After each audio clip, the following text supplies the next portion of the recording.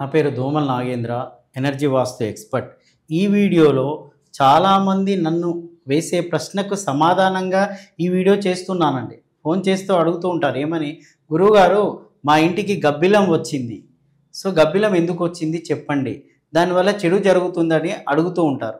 మరికొంతమంది నీ విజిటింగ్కి వెళ్ళినప్పుడు ఏమంటూ ఉంటారంటే, గురుగారు ఇక్కడ తేనె పట్టు, తేనెటీగల గూడు, తేనె తెట్టె అంటాము, తేనె తుట్టె అంటాము, రకరకాలుగా పిలుస్తూ ఉంటాము, అది ఎప్పుడు ఇక్కడే పెడుతుందండి. సో దీనివల్ల ఏమైనా దోషమా?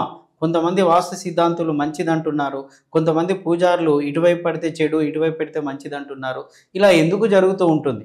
మరికొందరి ఇళ్లలో పాములు కూడా వస్తూ ఉంటాయి.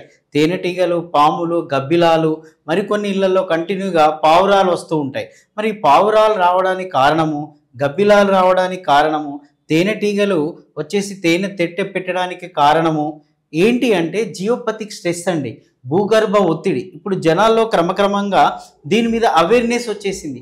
భూగర్భ ఒత్తిడి అంటే ఏంటిది, అసలు ఆ భూగర్భ ఒత్తిడి ఎందుకు ఏర్పడుతుంది అని అంటే అదొక రేడియేషన్ అన్నమాట. మన సెల్ రేడియేషన్ ఎలాంటిదో భూమి యొక్క ఒత్తిడి కూడా ఒక రేడియేషన్ లాంటిది. దాని నుంచి రేడియేషన్ స్ప్రెడ్ అవుతూ ఉంటుంది.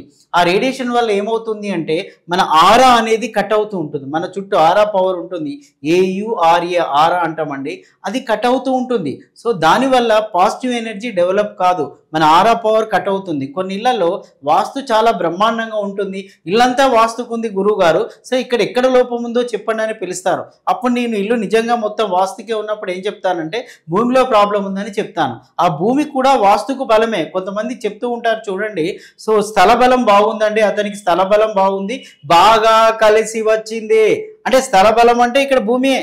సో తను ఏంట్లో నివాసము ఉంటున్నాడో ఆ స్థల బలం బాగుంది. సో స్థల బలం బాగలేనప్పుడు కూడా కలిసి రాదు అనమాట. మరి అది ఏ విధంగా మైనస్ అవుతుంది, ఎలాంటి పరిస్థితుల్లో స్థల బలం మనకు చెడుగా మారుతుంది అని అంటే జియోపతిక్ స్ట్రెస్ ఉంటుంది, భూగర్భ ఒత్తిడి. ఎక్కడ అది డెవలప్ అవుతుంది అని అంటే ఇప్పుడు చూడండి, చెరువులను కూర్చేసి ఏం చేస్తున్నారు, చెరువుల మీద ఇల్లులు కడుతున్నారు. ఖచ్చితంగా అక్కడ జియోపతిక్ స్ట్రెస్ ఉంటుందండి. మరియు తక్కువ ప్లేస్లే ఎక్కువ వెయిట్ వేసారనుకోండి. ఇప్పుడు చూడండి, ఇది ఒక అపార్ట్మెంట్.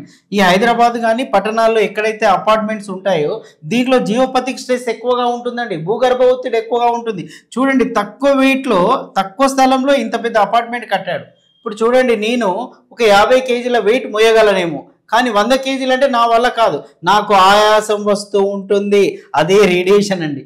దీంట్లో నుంచి జియోపతిక్ స్ట్రెస్ పెరిగిపోయి ఈ 10 ఫ్లోర్స్ వరకు నెగిటివిటీ అప్లై అవుతూ ఉంటుంది. సో దాంట్లో ఉన్న వాళ్ళకు ప్రశాంతత ఉండదు, పీస్ ఆఫ్ మైండ్ ఉండదు. ఎందుకంటే చక్రాస్ హీలింగ్ కావు వారికి.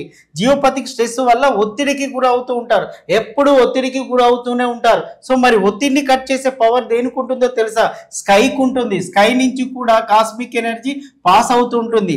మనకు 4 మూలలు 4 దిక్కులతో పాటు ఆకాశం ఒక దిక్కు, భూమి కూడా ఒక దిక్కే. సో భూమి నుంచి జియోపతిక్ స్ట్రెస్ ఉంది. మరి దీన్ని సేవ్ చేసేది ఏంటి అంటే కాస్మిక్ ఎనర్జీ. మరి కాస్మిక్ ఎనర్జీ ఎంటర్ అవుతుందా అంటే ఎంటర్ కాదండి.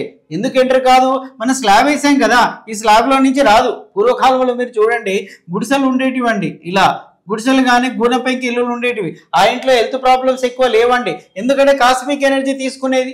మరి తక్కువ ప్లేస్లో ఈ వెయిట్ చాలా తక్కువ పడింది కదా, గ్రౌండ్ ఫ్లోర్ వరకే ఉంది కదా, సో భూగర్భ ఒత్తిడి ఉండకపోయేది, పైగా కాస్మిక్ ఎనర్జీ పాస్ అవుతూ ఉండేది పైనుంచి. సో చక్రాస్ హీలింగ్ అవుతూ ఉండేటివి, హెల్త్ ఇష్యూస్ రాకపోయేది. సో స్ట్రెస్ కూడా గురయ్యేవారు కాదు. కానీ ఇప్పుడు ఏమవుతుంది అంటే స్ట్రెస్ పెరిగిపోతుంది, స్ట్రెస్ లెవెల్స్ అన్ని పెరిగిపోతుంటాయి. భూగర్భ ఒత్తిడి ఉంది, ఇటు నుంచి కాస్మిక్ ఎనర్జీ కట్ అయిపోయింది. కారణం స్లాబ్ అండి, కాంక్రీట్ కదా. సో కాంక్రీట్ నుంచి కాస్మిక్ ఎనర్జీ ఎంటర్ కాదు కాదు కాదు. సో దానివల్ల హెల్త్ ప్రాబ్లమ్స్ వస్తాయి. ఆటోమేటిక్గా భూగర్భ ఒత్తిడి కూడా వచ్చేసింది కదా. పూర్వకాలంలో ఇవి లేవు కాబట్టి జియోపతిక్ స్ట్రెస్ ఉండకపోయేది. సో దీనివల్ల జియోపతిక్ స్ట్రెస్ ఎంటర్ అవుతుంది.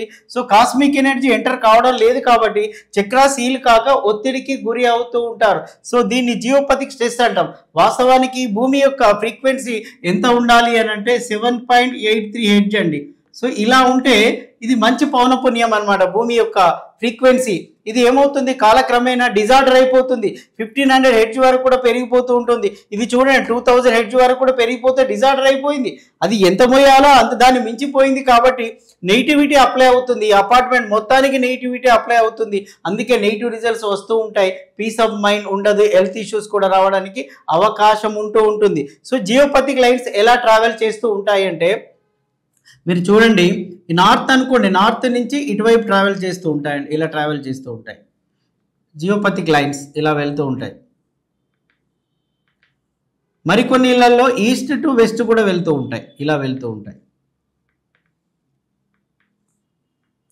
ఇలా ట్రావెల్ అంటే ఒక జాలీ లాగా ట్రావెల్ చేస్తూ ఉంటాయి అన్నమాట geopathic stress lines. North to south, east to west, ఒక జాలీ లాగా. సో ఇలా ట్రావెల్ చేసినప్పుడు కూడా భూగర్భ ఒత్తిడి ఏర్పడుతూ ఉంటుందండి. కానీ కొన్ని ఇళ్లల్లో ఇలా ట్రావెల్ చేస్తూ డయాగ్నల్గా వెళ్తూ ఉంటాయి. డయాగ్నల్గా ఇలా ఇటు నుంచి ఇటువైపు వెళ్తూ ఉంటాయి, ఇటు నుంచి ఇటువైపు వెళ్తూ ఉంటాయి, డయాగ్నల్గా వెళ్తూ ఉంటాయండి ఇవి.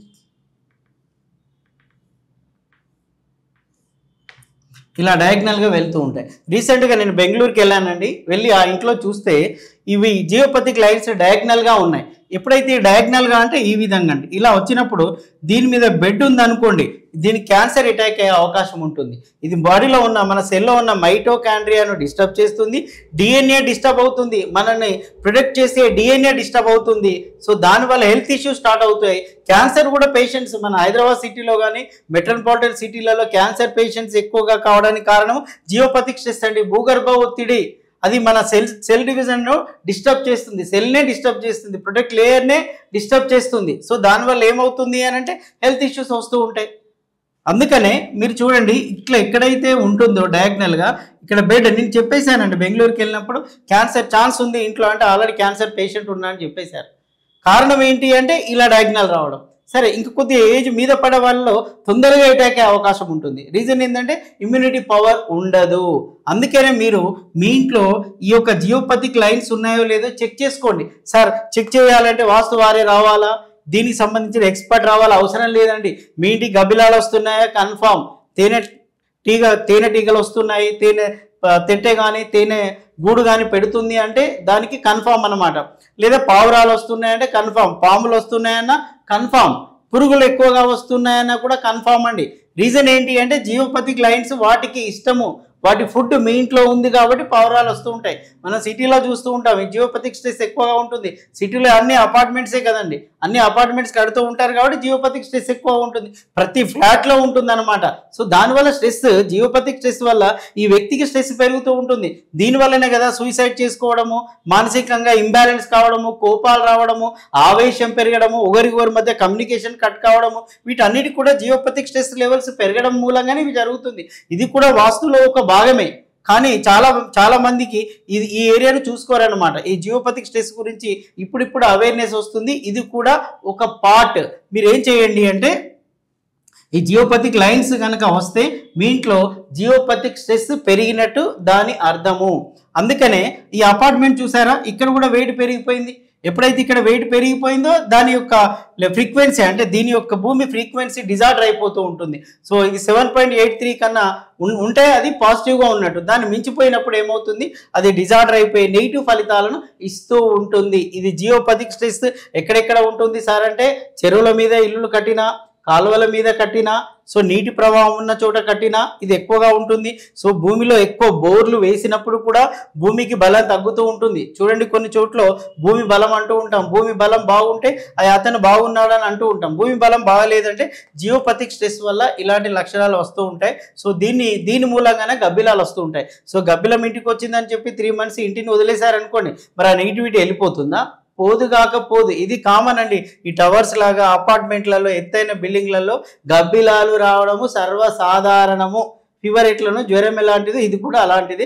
దానికి భయపడాల్సిన అవసరం లేదు. నాకు ఫోన్ చేస్తారు, గురుగారు ఇలా జరిగింది అంటే కామన్ అండి, ఆ జియోపతిక్ స్ట్రెస్ వల్ల అలా వచ్చిందని చెప్తాను. సో వాస్తుకు బలం ఉన్నప్పటికీ కూడా సో ఇలా జియోపతిక్ స్ట్రెస్ వల్ల కూడా నెగిటివ్ రిజల్ట్స్ వస్తూ ఉంటాయని దీన్ని క్యాచ్ చేసుకొని దీన్ని నివారణ చేసుకోవడం వల్ల మంచి ఫలితాలు వస్తాయని చెప్పి ఆశిస్తున్నాను.